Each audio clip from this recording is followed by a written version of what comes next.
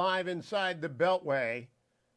Secretary Bob Work served as Deputy Secretary of Defense under both President Trump and before him, of course, President Obama. He was also the Undersecretary of the Navy, and he's a colonel in the Marine Corps, retired.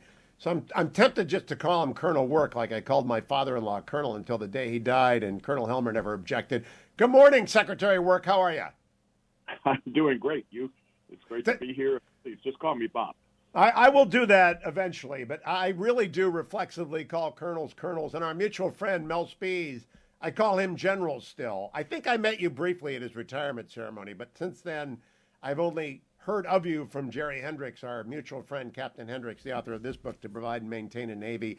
And I greatly appreciate your joining me, Secretary Work. It's great. About 3 weeks ago, I heard a term, the third offset.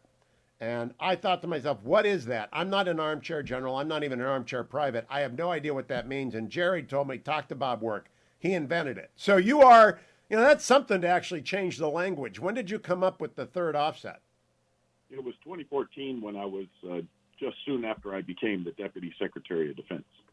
At that time, I was working for Secretary of Defense Chuck Hagel.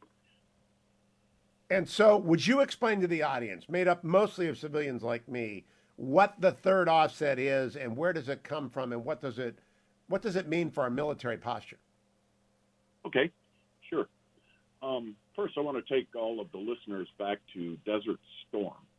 For those of us old enough to remember it, every night, General Stormin Norman Schwarzkopf, who was he was the combatant commander, the head of all forces fighting the war in Iraq, he would come on the news and he would show videos of new types of guided weapons that would literally go down the smokestack of a building or go through the window of a building.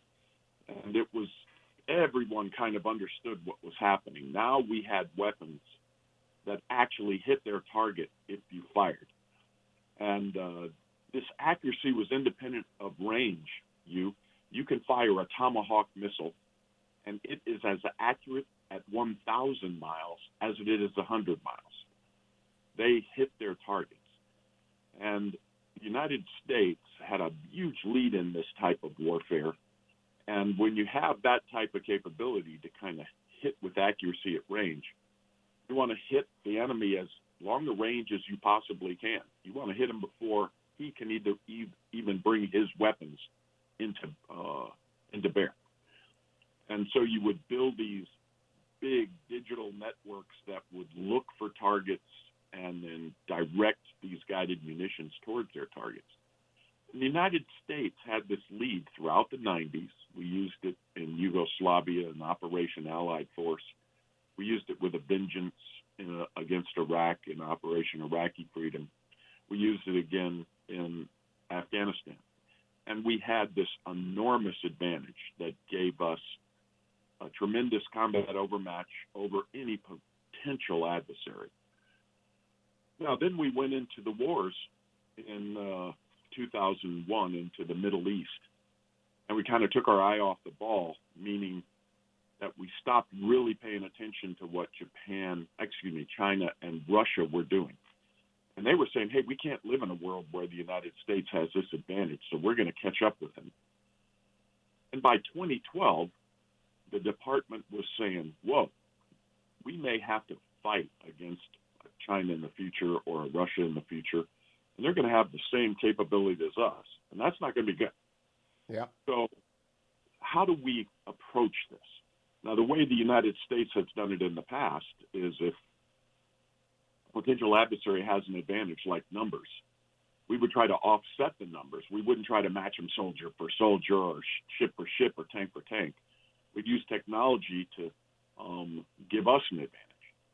In the first offset strategy, we used atomic weapons. This was in the 1950s when we had a monopoly. And the Soviet Union had many, many, many, many more men and tanks than NATO did. So to offset those huge numbers, we started building battlefield atomic weapons, and thank God we never had to use them. Correct. Yep. In the 1970s, when the Russians had caught up with us in atomic weapons, we shifted to these guided munitions, these conventional guided munitions. And that Are they JDAMs, Mr. Work? Are they Secretary Work? Are they JDAMs, that sort of stuff? That's exactly right. You have JDAMs, which use the global positioning satellite system to home in on a point in space. And you also have laser-guided weapons where you designate the target with a laser spot, and the guidance system homes in on that spot. You also have electro-optical weapons that use a TV in the nose and can home in on that. So you have a wide variety of different ways, but they all home into their targets and are deadly accurate. And as you said, the JDAM comes in a 500-pound version, a 1,000-pound version, and a 2,000-pound version.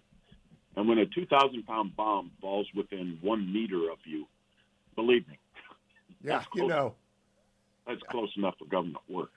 So in talking with Secretary Hagel, we said, look, we've got to kind of change the vector of the department. We're too focused on the jihadis in the Middle East. We have to start focusing on these big state competitors. And we have to get the department thinking differently. And so he announced a thing called the Defense Innovation Initiative in November of 2014. And he said, look, we're going to change the direction of the department. We're going to start trying to consider how we compete better with big state powers like China and Russia. And there were a whole lot of different ways we were going to do that. We were going to change our strategy, which ultimately became the 2018 National Defense Strategy published by Secretary Mattis. We were going to have new operational concepts. We were going to think about fighting wars differently. We were going to think about, we had new war games to try to give us new ideas on how you would approach these problems. And then, of course, we thought about how technology was changing war. Now, one of the lines of effort was a competitive strategy, like straight out of business, where you have a market position and your competitors are trying to take market share away from you, and you have a competitive strategy to keep them from doing that. And so the technical strategy was really, how do we maintain our technological superiority? And that became known as the third offset strategy. I'm sorry for such a long. No, that's exactly what I needed. First offset, atomics and nukes. Second offset, JDAMs and guided missiles. Now the third offset, technological capacity.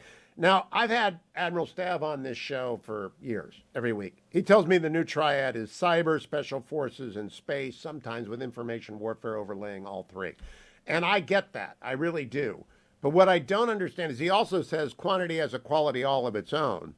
And our quantity, at sea at least, seems to be going down, and the advantage of our carriers seems to be diminished. How do we make a transition so that we don't end up with battleships at the bottom of Pearl Harbor, given that the Chinese are now got space-available hypersonics and the Russians are hitting Lvov from somewhere in Russia? That is the $64,000 question. And it is what has been consuming the Department of Defense since 2014.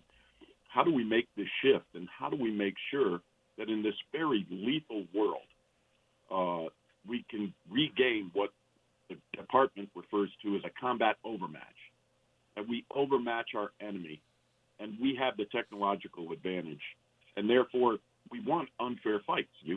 Yes, we do. Yeah, we always have. Now, the way that third offset went about it is, I was getting briefs every day. Someone would come in and say, "Oh, Secretary Work, if we don't win the quantum competition, we're doomed. The Republic will fall." And so I'd go home and I'd drink tequila. And then the next day I'd get a brief and say, "Secretary Work, we've got to win the synthetic biology competition or we're doomed." And so, okay, I'll go back and reopen the tequila bottle. But after going through many, many, many briefs, the Defense Science Board came back and said, there is one competition you absolutely have to win if you are going to be the dominant actor on future battlefields, and that is autonomy powered by artificial intelligence. You have got to have the best data, the best algorithms, and this will allow you to have more autonomous systems like unmanned surface vessels for the Navy, or unmanned underwater vehicles for the Navy, or unmanned ground vehicles for the Army, or unmanned aerial vehicles for the Air Force. And you can get mass back that way because these systems will be cheaper to produce.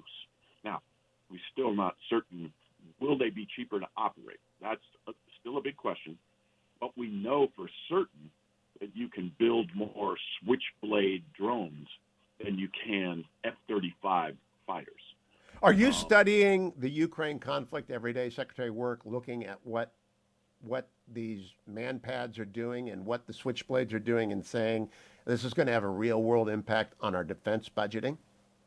I believe it will. The worry about these types of battles that give us a glimpse of the changes that are happening in warfare is you never want to make a conclusion too early. You don't want to lock in and say, oh, tanks, it's obvious from Ukraine that tanks are over the hill. They're like the battleships of land warfare. We got to get rid of them all. And you want to really, really make sure that you know what are you seeing? What is it telling you? And what can you guess about the future because of it? But one thing for certain that it is showing you is that we're going into this new phase of guided munitions warfare that are dominated by drones and miniature attack weapons. A minute to our break, Secretary. Are we way behind in the hypersonic race? Are we way behind or just behind? Well, we're way behind in numbers, Hugh. The Chinese have many more hypersonic missiles than we do. They have testing infrastructure that just dwarfs our own. So they have a lead in production capacity and numbers in service right now. But they don't have a lead in the technology. At least I don't think we do. We have two different kind of approaches we're going after. One are called glide vehicles, which literally skip along the atmosphere. And then we have another one that is an air breather, like a cruise missile, and it uses scramjets to go fast. We have a program for each of those. And we're just gearing up. So I think technologically we are right with the Chinese and the Russians, but without question the Chinese have a lead on us in numbers. When I come back from break with Secretary Bob Work, we're going to talk about what this means for the United States defense budget, whether or not we are producing enough ships, enough frigates with missiles, enough tubes to launch missiles from. I see Australia announced today that they are bringing Raytheon and Lockheed to Australia to produce their own missiles given the future of warfare.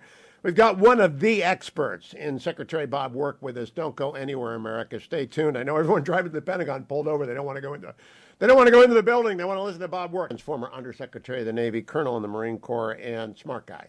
And Secretary, I got to get two questions answered from you. One, because I have a family member in line for command of a carrier down the road. He tells me carriers are never going to be obsolete. They can be defended. Number two, I got a friend in the business whose daughter's a junior at Annapolis. She early selected submarines, to which I responded, that's good. She'll never be out of work. What about carriers and submarines in the mix, Mr. Secretary? What is that mix looking not 100 years ahead, but 30? Well, as you know, the Navy and Congress are locked in a debate over this right now. The Navy's position is they need a ready, capable, and lethal force more than they need a bigger force that is less ready, less lethal, and less capable. Admiral Gilday, the Chief of Naval Operations, the number one uniformed naval officer, this week said, hey, we don't want to become like the Russian Navy, a big Navy that isn't ready and isn't capable. To your specific questions, I think everyone agrees right now that undersea warfare is a big, big advantage for the United States. We are much, much, much better than the Chinese submarine service. So going into the submarine service, they are never, ever not going to be busy. That is one of our key things, key advantages. You're right. The aircraft carrier, there is a heated debate over are the aircraft carriers becoming so vulnerable that we should reconsider the number we have. I know of no one in the U.S. Navy that says we should go to 0 in aircraft carriers. But there are some people in the Navy who say, hey, we could go to 9 aircraft carriers, for example. I'm making a number up right now because I don't know what exactly the debate is. And we could take the opportunity cost. Right now, the law says you're going to have 12 carriers. And so there are some in the Navy that says, look, if we went to 9 carriers, we could take all the money that we would save and buy many, many, many more missiles, many, many, many more unmanned vessels, many more submarines.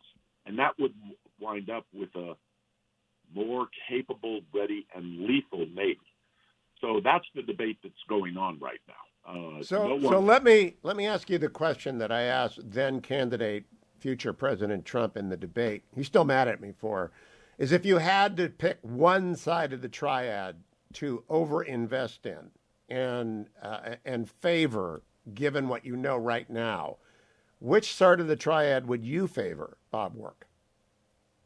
Well, the most survivable leg of the triad is the underwater ballistic missile submarine force. These are big submarines that carry 24 intercontinental range ballistic missiles armed with nuclear warheads that go to sea for 90 days and become invisible. No one knows where they are. No one can find them. No one can track them. So in terms of what is called a second strike force, if the Russians, say, for example, conducted a first strike on the United States, we would always have a survivable leg that would threaten them with nuclear retaliation, which is the essence of nuclear deterrence. So right now, the number one, the Department of Defense says this, the number one priority in the Department of Defense is the Columbia-class ballistic missile submarine. That's what I thought. Until my question is, and this is a political question, if you want to punt. We spent $7 trillion in the last 2 years on one-time expenditures to get us through, and none of that went to submarine maintenance. None of it went to building the Columbia class. None of it went to the shipyard repair that we need. Did we miss a chance there, Secretary Work, to really fund up the Columbia class and our submarine force? Well, the Columbia class is fully funded in the budget. I think what you might be referring to is all of the schedule margin is gone. We've delayed, starting to build the submarine over and over and over. We are now in the process of building the first boat. So there's no margin. We can't delay it anymore. But it is fully funded, without question. Now, will we be able to build it for the cost that we would like to see? We don't want to lose, cost control. It's already just an enormous pull on resources inside the Navy and inside the department. I am more sympathetic to your view that we did not spend enough money on shipbuilding infrastructure and submarine infrastructure in particular. We could have done a lot better job. Hopefully, we will do that going forward. Secretary Work, I hope you'll keep coming back. You're very good at this. I don't know how often you do talking to the civilians, but I wish you did a lot more of it. You're very good at it. And for a University of Illinois guy like Mel, I'm really impressed because we didn't talk football. So you're not at the disadvantage that I put Mel at whenever I have him on. Thank you so much, Mr. Secretary. Keep coming back. Thank all of you for listening. That was edifying. I will be back tomorrow, America. Same time, same place on the next Hugh Hewitt.